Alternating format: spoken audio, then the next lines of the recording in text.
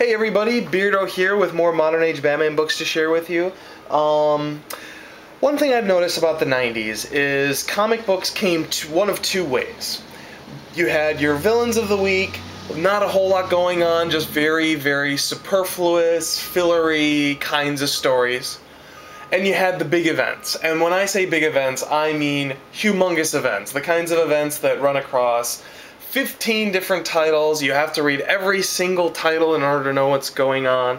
And you sort of would have this huge arc that in the early modern age, when we were looking at, for example, the death of Jason Todd, would have played out over several years of continuity, all gets wrapped up basically in like 2 or 3 months. You get a trade paperback out, and boom, you sell some comics.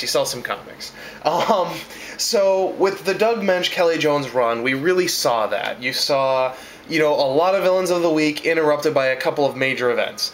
Contagion, which is the big epidemic breakout in Gotham City, and then Legacy, which is just kind of the fallout of that. Now, after many, many years of Villains of the Week, we're on to our next big crossover, and this is really, truly going to be the mother of all crossovers. We're going to go over this over the next couple of days, and it's Cataclysm, Aftershock, Road to No Man's Land, and No Man's Land itself, which is all really one big story, which is an earthquake in Gotham City, and the fallout, and No Man's Land being declared, and the resolution of that. It's basically 2 years worth of Batman continuity that ran across every single title. And for my money, of all of these huge crossovers, this one's really the best. But we're going to talk a little bit more about that tomorrow. Today, we're really just going to focus on Cataclysm and the lead into No Man's Land. So everything kicks off with issue 553. And again, since this ran across several different books, I don't remember the specifics of what happens in this particular book, but basically, you have an earthquake go off. The epicenter is very close to Wayne Manor. You have buildings collapsing. You have everything just sort of falling apart. And while it's a lot of sort of saving lives, there's some interesting things that kind of happen along the way. You do have. This is pre 9/11, it's important to point out, and so you have sort of, the city kind of falling to pieces and looting and all those kinds of things starting to happen. However, what you do get is this kind of a galvanization of the Bat family, which, was really established, as we talked about way back when, solidly by particularly Alan Grant. And then kind of abandoned by Doug Moench. It's very much, Batman solo adventures, very much playing off of, the movies that were coming out at the time. And here we have a little bit more of an emphasis on that Bat family and a galvanization of kind of their resolve. This is actually, it's in Cataclysm where you get the first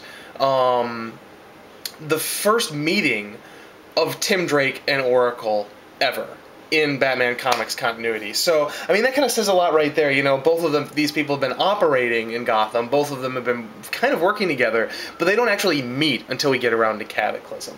Now, as the events of Cataclysm unfold, we get a new villain named the Quake Master, who basically takes credit for the Gotham City earthquake, kind of a sort of Fleischer Superman cartoon moment there. And, of course, it's not what it seems. This is actually the ventriloquist and his new persona, which is really kind of a great little twist. Sorry to spoil it for you if you haven't read it already, but this is too many years old for me to declare spoilers, I think. And basically, at the end, Batman kind of brings the Quake Master to justice, and it's revealed that basically this is this new persona that the ventriloquist has taken on after he got really stressed out from all the earthquakes. Alright, now after Cataclysm, we get into a whole series of Aftershock books, and Aftershock ran across all the Batman titles as far as I know. I haven't read all of them. I have read the Batman ones specifically, so I can really speak more to those. And it's sort of a slow evolution of the demise of a city, and it's really interesting to read this. And, keep in mind, this is 1998, and then, of course, 3 short years later, you had 9/11, and you had, there was that moment where, what is New York gonna do? And, there's this fear of, rioting and all these terrible things happening when the trade towers went down. And it was exactly the opposite. The whole city was really galvanized. And as interesting as this story is, one wonders what this story would have been like if they had come up with this idea just 3 short years later. So anyway, in 555 here, basically you have Batman going around rescuing as many people out of the rubble as he can. He rescues some people in the subway. And in 556, you have kind of a continuation of that. But the thing that's interesting about this is, and I mentioned this with Contagion as well, you really get a sense of, you know, different classes in Gotham City. You have a sense that the rich people do nothing, in that, you know, only the Wayne buildings really withstood the earthquake, because nobody else really gave a crap about making sure their buildings were earthquake proof. And you also have a really interesting juxtaposition with sort of this guy who's at the end of his rope that kind of has a confrontation but kind of a reckoning with Batman. And, you know, it's clear he has no money. He's, you know, really in dire straits, especially after this whole earthquake debacle. And then at the same time, you have Bruce Wayne himself in his tower, you know, playing golf as the city is kind of in ruins. And of course, you know, he's playing up that persona because he is Batman after all. But you really get a sense, and a really ironic sense, of you know, the divisions of class in Gotham City. Now, 557, it's basically just a Ballistics appearance. He comes in, wreaks a little havoc. Last time I remember seeing him in Batman would have been way back when John Paul Valley was Batman. So, Ballistic, he couldn't have picked a worse time to come back. Yes, that's probably true. And then my favorite cover of all the Aftershocks books, well, it's a close. There's a couple of them that are really cool that aren't actually in the main Batman title, but this one's definitely really up there. I really dig this cover for 558. Now, in 558, we are getting Vesper Fairchild, and she's been kind of in the background here, and Bruce Wayne is kind of developing a relationship with her, and she, as a radio newscaster, is really fulfilling kind of like that World War II newscaster, you know, spreading the real information about the Nazis kind of a thing, except obviously she's trying to bolster the society that's crumbling all around them and trying to get them to take action. This issue, there's like a chalkboard, and in the background there's written destiny versus choice, and that's very much what this book is, you know, Vesper Fairchild is putting forth, you know, it's time, we have to make a choice, we have to choose to stand together or the city is gonna fall. And of course, that leads inevitably to Batman at the gravesite of his parents, and of course, you know, his choice, his destiny of, you know, really should have become a supervillain for all practical purposes, but, you know, he took control of his destiny and became Batman.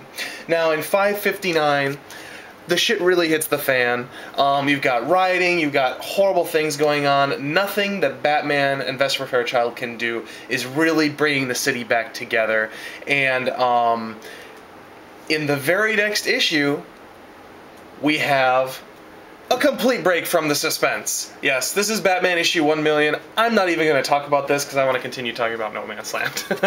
Okay, so basically at the end of 559, you have people on a bridge rioting, trying to get out of the city. The bridge collapses. Lots of deaths, lots of, you know, very serious implications for where Gotham City is headed, and the question comes up, like, what are we going to do as a government to take care of this problem? And right after Grant Morrison has his little bullshit story about Batman 1,000,000, we continue the story with Batman and Bruce Wayne, more specifically, who goes to Washington. This issue is Mr. Wayne Goes to Washington, part 1 of 3, and basically Bruce Wayne realizes it's going to take him personally. You know, Batman isn't big enough to save this situation. He needs Bruce Wayne to go to Washington and plead the case of Gotham City. And he gives a very moving testimony in issue 561. In the meanwhile, while he's doing this, there's lots of other forces at work trying to make sure Gotham City fails. All of this in Washington, D.C. And no matter what Bruce Wayne does, really at this point, the end is inevitable. In issue 562, No Man's Land is declared, and you have that moment where, you know, they burn the bridges, and people have until whatever time to get out of the city. Anyone who doesn't get out isn't coming out. And with that, No Man's Land commences. But that is a video for tomorrow, so I shall be back very, very soon with that video, and I'll see you all tomorrow. You know it. Bye-bye.